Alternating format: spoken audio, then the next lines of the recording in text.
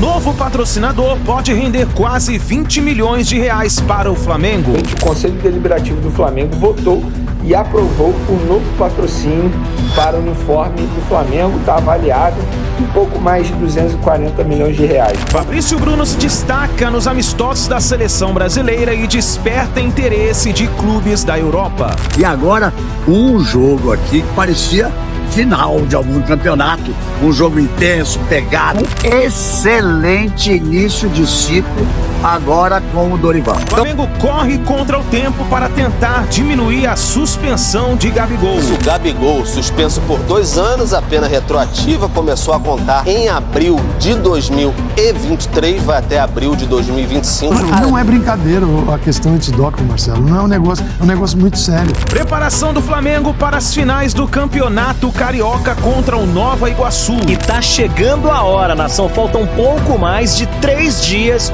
para a primeira partida da final do Campeonato Carioca entre Flamengo e Nova Iguaçu. Essa e outras notícias mais você encontra aqui agora no canal Meu Mengão React na manhã desta quarta-feira. Chega mais, nação, na manhã desta quarta-feira. Vamos todos juntos aqui analisar as últimas informações do Flamengo. Tem informação importante, hein? Fabrício Bruno brilhando na seleção brasileira, despertando interesse em clubes da Europa. Tem novidades sobre o caso do Gabigol, patrocínio milionário chegando no Flamengo. Vamos analisar tudo isso no nosso canal, mas faz o seguinte, chega dando aquela moral, explodindo o dedo no like. Vamos bater essa meta de 5 mil likes para esse vídeo. Eu preciso demais da força da torcida do Mengão em peso aqui no nosso canal. Se você ainda não está inscrito no nosso canal, aperte o botão aqui embaixo, se inscreva e ative o sino das notificações, assim sempre você estará recebendo as notícias do Mengão.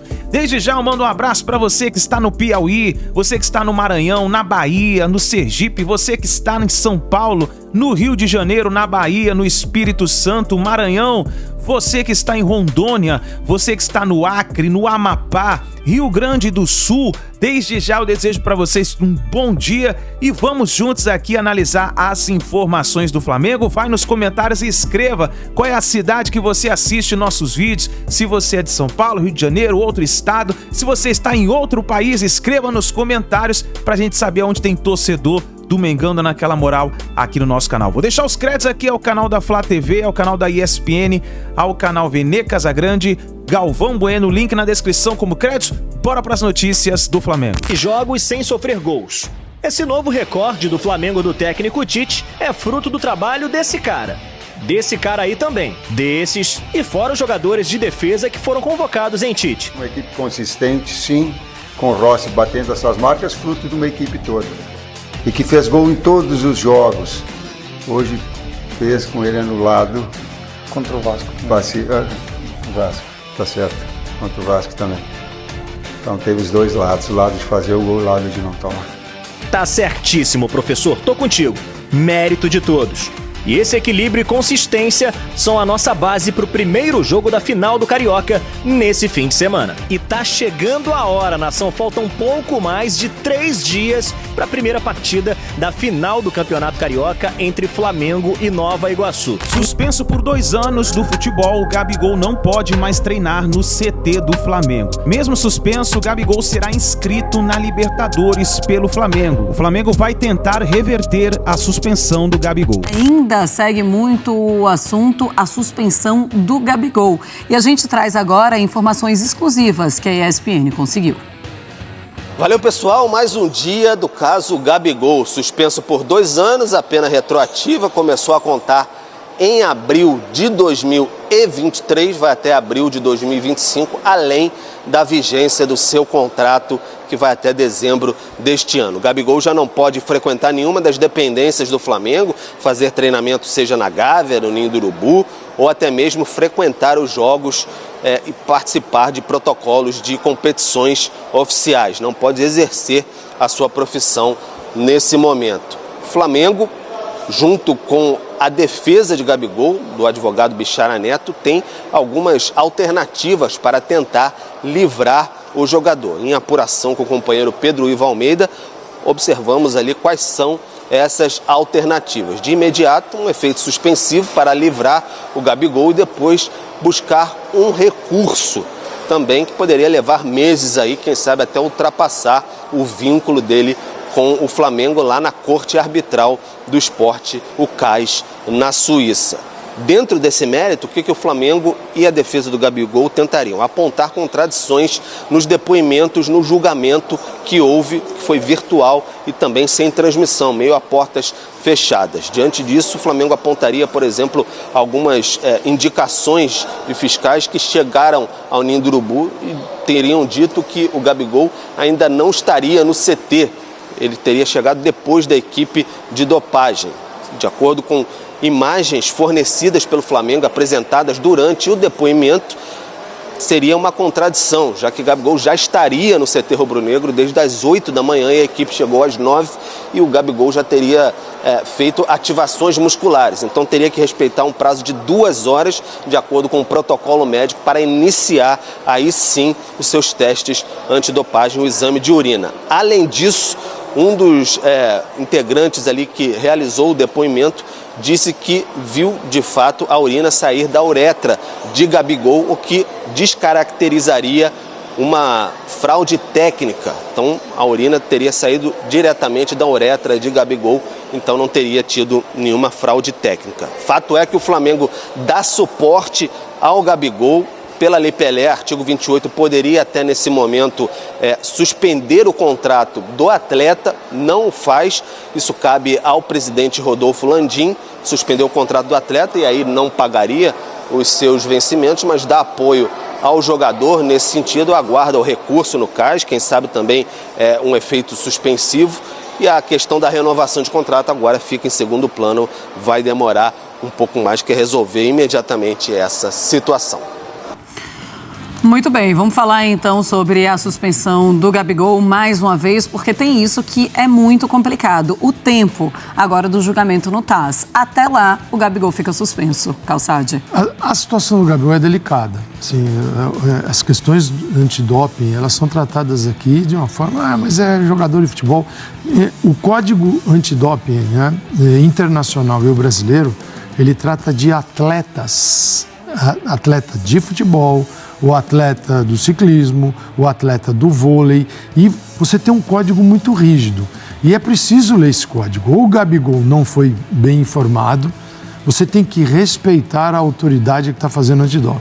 Então o Flamengo vai ter que provar que o problema é da galera que vai fazer antidoping. Não, que o Gabigol se colocou à disposição o tempo todo. Só quero aqui ler 2 linhas de uma parte do regulamento, que diz o seguinte: a violação de falha em submeter-se à coleta de amostras poderá ser baseada em qualquer conduta intencional ou negligente do atleta.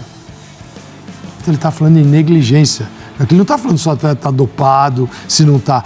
Isso aqui gera suspensão até 4 anos. Sim. Então, o atleta foi negligente, não estava nem aí, tratou mal, respondeu mal, deu um sumiço e tal. Você tem que provar agora que a culpa é da galera que foi lá, porque esse é o trabalho. Então, é delicadíssima essa situação. Não é assim tão simples. É preciso avaliar realmente o que aconteceu e provar que ele está certo e a turma que foi fazer o exame é que está errada, porque fala em negligência. Ninguém está falando se ele foi pego ou não aqui.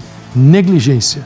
Então, é gravíssimo. Eu vejo como muito grave. Vão ter que trabalhar muito bem. Até porque o resultado desse exame que o Gabigol fez deu negativo. É importante que se diga. Mas se existe uma negligência e ele também tem um histórico do tratamento com as pessoas que fazem o antidoping. Não é nada que agrada o Gabigol e ele já deixou isso muito claro. Num jogo no Maracanã, ele queria ir embora no intervalo, tiveram que segurar. Exatamente. E quando foi feito foi levada a amostra de urina do Gabigol. O que foi relatado numa situação para fazer o exame. Ninguém relatou após o resultado do exame. Você entendeu? O seguinte, o resultado poderia dar qualquer coisa. O relatório foi feito o seguinte: houve isso e mais o resultado. Ah, não, ele não deu positivo. O que eu acho até que reforça uma situação de pouco caso, porque se você sabe que está tudo bem, trate a autoridade. É como você tentar na rua furar uma blitz de lei seca. Tente furar. Sim. Tem um cara com uma arma desse tamanho lá que vai Seguinte, cara, é um regulamento. Você está perante uma autoridade. Naquele momento, não importa se você bebeu, se você não bebeu, você tem a autoridade te parou, você tem que respeitá-la e fazer o procedimento. Você pode até falar, não vou fazer o exame. Aí você arca com as consequências. E nesse caso, ele tinha que respeitar a autoridade e ele desrespeitou, a menos que provem que é uma birra, que os caras pegaram pesado e que ele é o santo da história. Ô Zupa, tem esse caso agora de ele começou as ativações musculares antes de fazer, e então precisaria esperar essas 2 horas até ele precisar fazer o xixi no potinho que vai para o exame antidoping. E é verdade, e quando isso acontece, a equipe antidoping ela fica colada nesse atleta até o momento do xixi. Porque eu acho urinar uma palavra feia. E aí ficam ali perto. E isso também pode ter irritado muito o Gabigol, já que ele já tem esse problema com o pessoal antidoping. Ele não gosta. Se irritou o Gabigol, lamento. Ele não tá lá para ser acarinhado, ele tá lá para fazer o exame antidoping, né? Se irritou, se não irritou, não é um problema da agência antidopagem, né? Assim, em relação ao comportamento do Gabriel, esse é um caso claro de atletas de altíssimo rendimento que precisam descer do pedestal, porque eles não são Deus. Né? Eles são tratados como tal muitas vezes, mas eles não são Deus e eles não são mais importantes do que o regulamento em relação ao comportamento. Agora, é legítimo, é absolutamente legítimo que o Gabriel e os seus advogados contratados para esse caso busquem ou tentem buscar argumentos que deem embasamento para tentar reverter o caso na Corte Arbitral do Esporte. Isso é legítimo. O Gabriel, evidentemente, tem direito à defesa e a colher as provas que ele julga que são suficientes. A minha dúvida é, se essas provas existem, né, em relação ao horário do treinamento, às imagens da câmera de segurança, ao tempo que tinha que esperar, ao fiscal que viu a urina sair da uretra, por que é que isso não foi levado em consideração no julgamento agora? Se as provas existem, né, por que é que o tribunal não as levou em consideração? Essa é uma dúvida que eu tenho. A Marcela trouxe um dado técnico, tá bom. Então ele teve uma ativação muscular, tem que esperar 2 horas para... Essa interlocução, isso é feito com o departamento médico, científico do Flamengo e os profissionais que estão lá fazendo a coleta. Claro. Com o jogador. Sim. Então é uma situação diferente que requer uma espera. Bom, os técnicos então sabem que precisa. Então o jogador tem que cumprir isso. Lógico. O problema é o seguinte, é o jogador se colocar contra essa situação. Agora é esperar. Isso será relatado. Eu estava conversando com muito bem. Só rapidinho. Tá. O Meligeni estava no tênis. Você tem um aplicativo. Você tem que dizer onde você vai dormir hoje. Sim. Você esqueceu. Tá bom. Você esqueceu daqui a um mês de relatar outra vez. No terceiro, 2 anos de suspensão. E acabou-se. É o regulamento. Se você quiser, você tem que se submeter ao regulamento antidoping internacional ou o específico da associação, no caso, dos tenistas. Ah, mas isso é injusto. É assim? Você topou? Então, cumpra o regulamento. Esse é o jogo. Não é brincadeira a questão antidoping, Marcelo. Não é um negócio muito sério. Agora vamos para um assunto sério. Gabigol, vamos atualizar a situação envolvendo o camisa 10 do Flamengo, que hoje nem sequer pode ir ao Ninho do Urubu, está suspenso. E aí a defesa do Flamengo, escritório especializado nesse assunto, repito, é o mesmo escritório que defendeu Paulo Guerreiro, inclusive em 2017. Esse escritório que está defendendo o Gabigol aguarda a publicação do acórdão até amanhã, ou seja, ainda tem amanhã, para entrar com recurso no CAS para o efeito suspensivo. Só que a resposta desse efeito suspensivo pode levar até 2 semanas. E o que seria esse efeito suspensivo? Não tem nada a ver com recurso para rever a pena dele. São 2 processos. Primeiro, o pedido de efeito suspensivo para ele não ficar suspenso e poder treinar no Ninho do Urubu, poder ir a jogo, enfim. E aí depois entra lá no CAS pedindo o novo julgamento para ver se ele será punido novamente e a pena pode ser aumentada até 4 anos ou se ele será absolvido. E aí são 2 casos diferentes, mas ainda não teve pedido de efeito suspensivo e a resposta pode demorar até 2 semanas. E durante esse período que ele não pode ir ao Ninho do Urubu, o que vai acontecer? O Flamengo vai disponibilizar uma estrutura, um local de treino para Gabigol. Inclusive, ontem, em entrevista à ESPN, o próprio Zico, falei isso aqui na live, o próprio Zico colocou o CT CFZ à disposição do jogador, mas a priori esse CT CFZ não será utilizado por Gabigol e nem pelo Flamengo. o clube vai disponibilizar profissionais, obviamente, para acompanhar o jogador fora do ninho do urubu. Até aí tudo bem. Desde que ele não pise no ninho do urubu, ok. Agora, os profissionais acompanharem, irem à casa dele, não tem nenhum problema. Eu, inclusive, hoje, conversei com um advogado, ele pediu para não ser identificado, porque ele trabalha em outro clube. Ele falou, perguntei, você acha que a pena foi exagerada? Enfim, queria te ouvir um pouco. Ele falou, o código prevê a possibilidade de pena até maior. Eu não conheço os detalhes, mas costumo dizer que quando se trata de doping, às vezes as autoridades preferem punir um inocente para que no futuro um culpado não escape. Então a questão aí é a seriedade com que ele encarou a coisa. Imagina um teste fora da competição no nadador olímpico dos Estados Unidos, num corredor. Caras que sabem como a coisa funciona. Os caras não brincam, vão lá e fazem tudo certinho. Gabigol, aparentemente, brincou, e a brincadeira fez parecer uma tentativa de fraudar uma parte do exame. Exemplo, se ele não deixou verem ele urinar, já fraudou. Se foi para esconder algo proibido ou para brincar, é outra história. Mas a brincadeira não é contemplada no código. Ah, era brincadeira, então beleza, está liberado. Ver o ato de urinar é necessário porque já houve casos de atletas com tipo um caninho de onde sai a urina e uma bolsinha. Urina que não era dele. Então inocentar o Gabigol é tomar esse comportamento permitido. Daí aqueles que realmente se dopam farão a mesma coisa e irão dizer tem que ser inocentado porque Gabigol também foi. Pouco importa o resultado do exame dele, do Gabigol. Isso não está em discussão no caso. Acho que se as provas da acusação forem contundentes, ele terá dificuldade no cais. Brincou na hora errada, com gente errada e pode pagar. Bom, gente, isso aí é um bom ponto. Eu já vou dar minha opinião sobre isso. Já falei hoje bastante no SBT Sport Rio. Eu acho o seguinte, galera. O Gabigol está pagando pelas atitudes dele, não é pelo resultado do exame. E isso, é óbvio, vai servir de exemplo para outros atletas. Tá vendo? Se vocês não cumprirem a regra, vocês serão punidos. O Gabigol foi punido. O Flamengo está sendo punido. Então vocês precisam seguir a regra. E de fato, nós temos aqui no Brasil, no futebol brasileiro, a cultura de não valorizar o exame antidoping.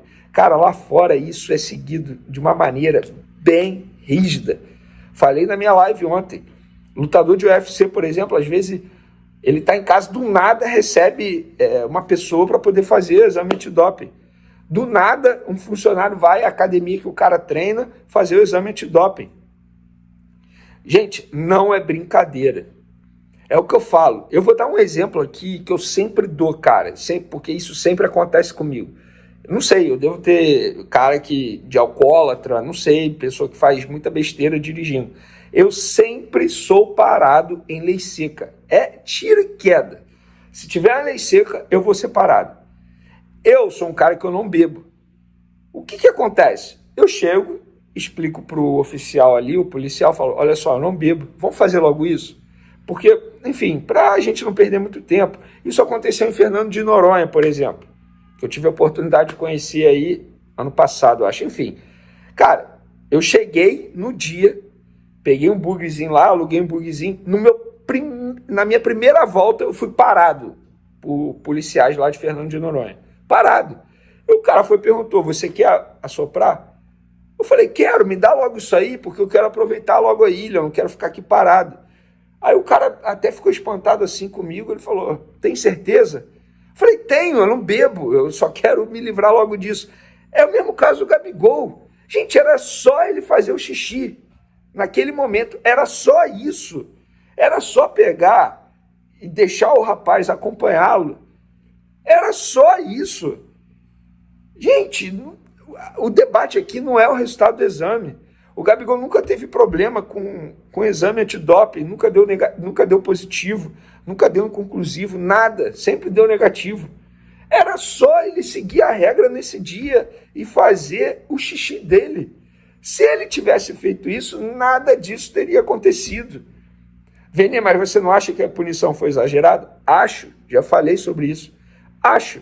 Só que eu acho que estão aproveitando também para dar um recado à sociedade brasileira. Tem jogador de futebol que se acha acima do bem e do mal. Isso não é o Vene que fala. Isso são ex-atletas que falam. Tem jogador que não gosta de enfrentar fila. Tem jogador que acha que não vai acontecer nada com ele. E o Gabigol, esse dia, ele pode ter achado. Repito, acho que a pena foi exagerada. Mas o Gabigol arrumou um problema para ele. Falo novamente, era só ele ter feito o xixi dele na hora certa. Não ter maltratado, não ter destratado o funcionário, não ter reclamado que alguém estava olhando ele fazendo xixi. Isso são regras, galera. São normas. Normas foram feitas para serem seguidas. Dito isso, muita gente me pergunta, o Flamengo vai suspender o contrato do Gabigol? Nesse momento, não. Não vai suspender, mas vai avaliar caso a decisão do recurso dele lá sobre a pena for negado, gente. E aí, como que acontece? Exemplo, o contrato dele passaria a ser suspenso em abril. Por lei, depois da pena dele acabar, ou seja, em abril de 2025, o mesmo período que o contrato ficou suspenso, o Flamengo pode ter o contrato com o Gabigol ativo. Vamos lá, 6 meses, por exemplo, o contrato ficou suspenso 6 meses por conta dessa punição. A partir de abril de 2025, o Flamengo e o Gabigol podem reafirmar esse contrato durante 6 meses. Entendeu?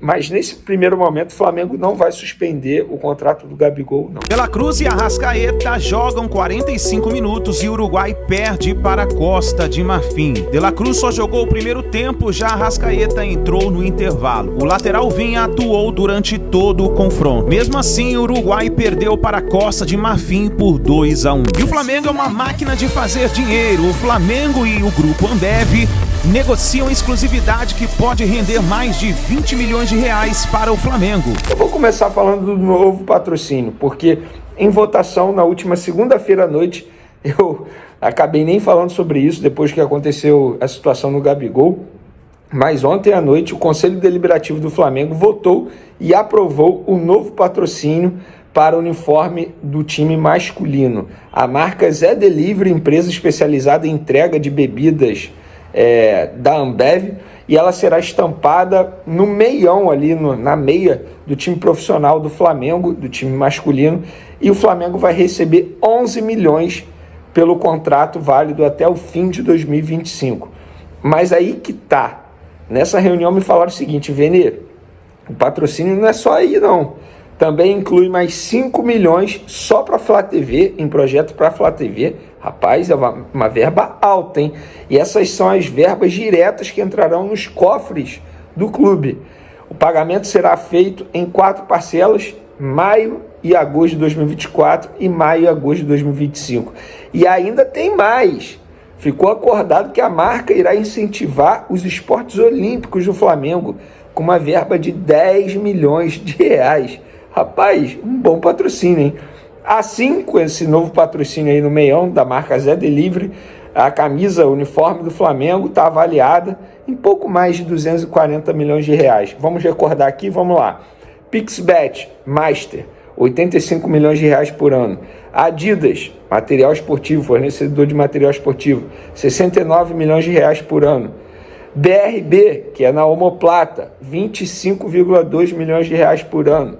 Mercado Livre, fica nas costas, 21,5 milhões de reais por ano.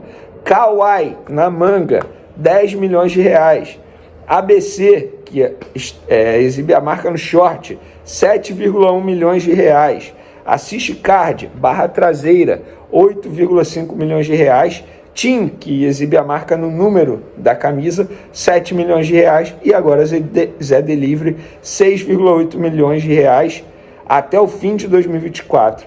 E o contrato total vai ser 11 milhões de reais. Então, parabéns aos responsáveis. Flamengo é aqueles que se perguntam da onde vem o dinheiro do Flamengo. Tá aí, ó. Mais um capítulo dessa história, dessa novela, de onde vem o dinheiro do Flamengo. O Flamengo sabe fazer dinheiro. O Flamengo é uma máquina de fazer dinheiro. E após ser destaque na seleção brasileira, o jogador Fabrício Bruno desperta interesse em clubes da Europa. De acordo ao jornalista Fabrício Romano, West Ham, Manchester United e Wolverhampton estariam interessados no jogador e dispostos a pagarem mais de 18 milhões de euros por Fabrício Bruno. Da seleção brasileira, vitória contra a Inglaterra, e agora um jogo aqui que parecia final de algum campeonato, um jogo intenso, pegado, ninguém queria perder, aqui no Santiago Bernabéu, estádio também histórico, então muitas coisas para se citar nesse jogo. Foi um espetáculo a seleção brasileira? Não foi um espetáculo, mas teve força para sair de um 0-2 e buscar um empate, tomar um 3-2, partir para o ataque na prorrogação e ainda arrumar um pênalti que foi, né? Porque do juiz eu quero falar depois. E sair com o empate em 3-3. Então, é um excelente início de ciclo agora com o Dorival. Então vamos lá. Temos problemas na defesa? Temos sim. O lado esquerdo da defesa ali, zagueiro pela esquerda e lateral esquerdo, fica um pouco complicado. Yamal joga muito. O menino tem 16 anos, vai fazer 17 agora em julho. O Hendrick tem 17. Ele deu um espetáculo ali jogando pela direita. Então um jogador que vai fazer história no futebol, esse Yamal, esse que joga da ponta direita, canhoto, joga na ponta direita na seleção da Espanha. O começo do jogo, o Brasil não foi muito bom, não. O meio-campo não se acertou. Tanto que no intervalo, o Dorival mexeu, fez 4 na lateral direita, quando tirou Danilo, mexeu. Tirou os 2 volantes, né? E colocou o André e Andréas. O André ali segurando, o Andréas entrou muito bem no jogo, botou o menino Hendrick, logo de cara, ele fez um gol. Faz um gol e o Wembley faz um gol aqui no Santiago Bernabéu. A torcida aplaudindo. O torcedor do Real Madrid assistiu o jogo do meu lado. Muito educado, né? Torcendo, conversamos bastante futebol. E ele dizia assim, o Hendrick não vai sair jogando? Calma, vai entrar no segundo tempo. Aí ele falou, nossa, já pensou agora? O Real Madrid com o Hendrick, com o Rodrigo, com o Vini Júnior. Aí ele olhou pra mim e disse, qual é o Mbappé? Eu falei, aí um vai ter que ficar de fora. Aí vamos ver o que vai acontecer. O Hendrick vai achando definitivamente o espaço dele, vai crescendo como jogador. E as substituições do Dorival, mais uma vez, foram cirúrgicas. Ele corrigiu o meio-campo, porque o meio-campo brasileiro não funcionou no primeiro tempo. Com a entrada dos outros 2 volantes, repito, com o André e com o Andrés, o Paquetá apareceu no jogo, porque o Rodrigo estava fazendo a parte dele e do Paquetá. O Vini Júnior não fez uma grande partida, quando saiu foi aplaudido pelo estádio inteiro, em função de tudo isso, essa coisa horrorosa, do racismo que tá acontecendo, né? Foi bacana ver ele ser aplaudido pelo estádio inteiro. Tá certo, é o estádio dele, do Real Madrid, do time dele, mas é muito importante que ele continue com essa força, essa personalidade. Isso é realmente muito importante. Voltando pro jogo, foi um jogo pegado. Foi, tá certo, a Espanha teve mais posse de bola? Teve. A Espanha teve maior número de finalizações?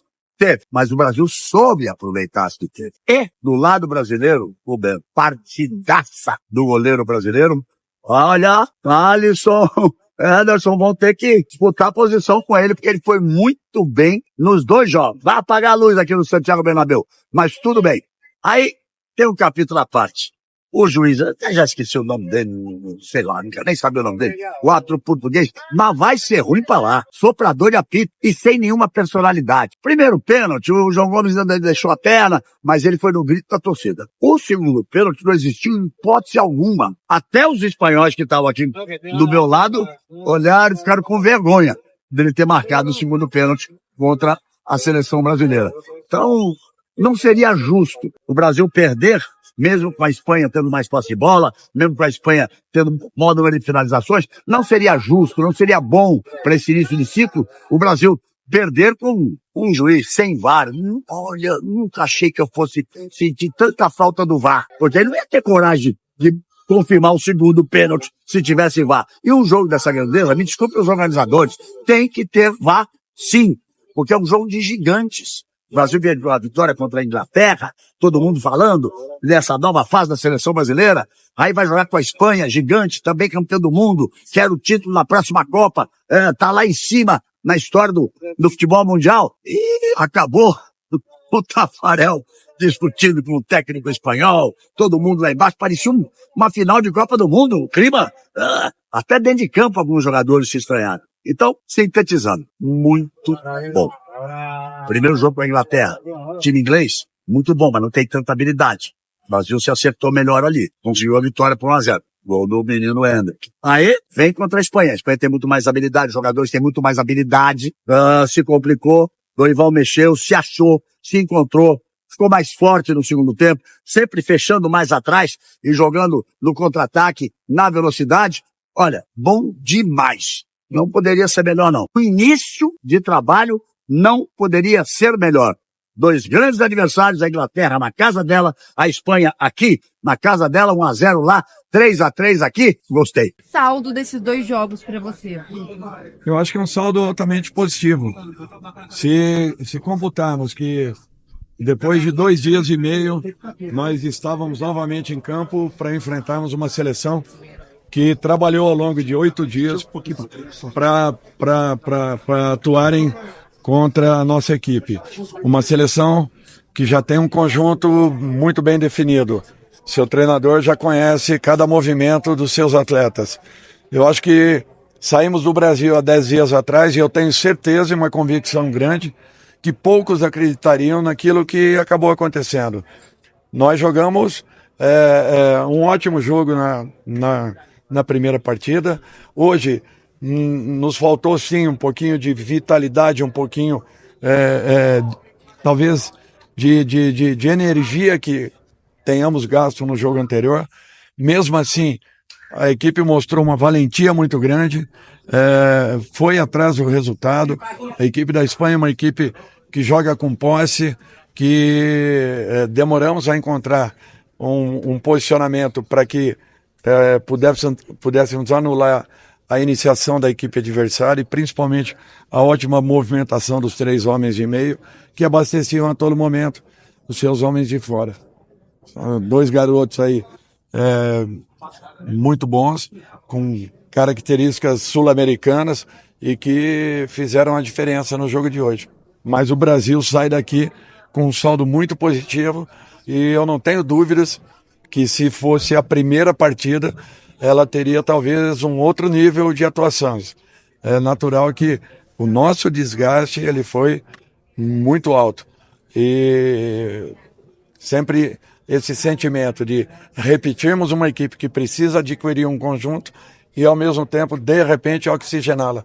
Não ficamos na dúvida do que fazemos e acreditamos que uma recuperação aconteceria, fato esse que não se deu por completo. Dorival, independente assim dos lances do jogo, cabe ainda um jogo sem VAR? Olha, eu acho é muito difícil hoje. O próprio árbitro está totalmente condicionado e na expectativa e espera do que o VAR fatalmente o ajudaria a definir. Eu percebi na hora da marcação da primeira penalidade todas as dúvidas possíveis na cabeça dele. Ele demorou pelo menos 10 segundos para, depois do apito, levar o dedo até a marca de cal. Então, é um fato isso. Todos estão acostumados, já pelo menos aí 2, talvez indo para 3 anos, a jogarmos com o apoio... 5 anos aí. 5 anos. Nós jogamos com o apoio do VAR. Então, não há porquê, num jogo desse nível, com o futebol, com a velocidade que está, nós não temos aí a possibilidade de contarmos com o apoio. Fabrício, quem é o zagueiro mais rápido do mundo? Difícil falar. Pessoal muito qualificado, então é difícil fazer essa comparação. Fabrício, queria fazer uma pergunta para você, Lucas do canal BTB Esporte, em relação à superação da seleção. A seleção ficou 2 vezes perdendo, digamos assim, no meio da partida. E queria saber de você como é que é a superação para conseguir o placar até o último minuto, podemos dizer assim, né? Que foi o lance do Paquetá do gol do pênalti. Resiliência e ter frieza, saber que são 90 minutos onde que o jogo pode se definir a qualquer momento. Tomamos um gol aos 85, se não me engano, e empatamos aos 90, então é não se deixar se abater com os gols sofridos e buscar o resultado até o último instante. E a experiência de jogar no Bernabéu? Cara, é sensação única, realização de um sonho, não só estar aqui na seleção, como também jogar no Bernabéu. Agradecer ao professor pela oportunidade, seguir trabalhando no meu clube para que eu possa voltar. Mas aí, você acha que no futebol moderno de hoje ainda dá para ter um jogo sem VAR? Cara, sim, é difícil eu opinar, né? Um amistoso, mas é um jogo grande. Então, talvez o primeiro pênalti ali, certeza que ele marcou completamente equivocado. Então ficou fica essa dúvida, né? Se tivesse o VAR completamente, com certeza não teria marcado o pênalti. Mas se não teve, é seguir adiante e fazer o que nós fizemos, saindo de 2-0 para 2-2, depois uma nova desvantagem e buscar o resultado. É de extrema importância pela situação que a gente estava no jogo. E outra questão importante aqui, muito se fala sobre a diferença de intensidade de jogo, de quem joga no Brasil para quem joga na Europa, né? Você joga no Brasil, você sentiu essa diferença nos jogos contra a Inglaterra e Espanha? Diferente, porque aqui a bola corre mais rápido, né? Os campos também favorecem para isso. Mas o importante é ter vindo aqui, ter feito 2 grandes jogos e dar sequência agora na temporada lá no meu clube. É isso aí, nação, tá aí. Essas foram as últimas informações do Flamengo na manhã desta quarta-feira. Vamos ver o que pode acontecer. É muita coisa que tá acontecendo no Flamengo, né? Essa situação aí com o Gabigol. O Flamengo vai tentar dar uma cartada final para ver se consegue diminuir essa pena do Gabigol. Vamos ver o que pode acontecer. Também tem a preparação do Flamengo aí para as finais do Campeonato Carioca. É uma reta decisiva, né? O Flamengo já entra em campo já neste sábado e logo em seguida já vai para a Libertadores da América. Vamos ver o que vai acontecer, nação. Mas é isso daí, tamo junto, nação. Obrigado por você estar aqui até o final do vídeo. Não se esqueça, deixa o seu like. Se você não é inscrito no canal, se inscreva, ative o sino das notificações. Assim sempre você estará recebendo as notícias do Mengão, tá certo? Grande abraço, a gente se vê daqui a pouquinho no próximo vídeo.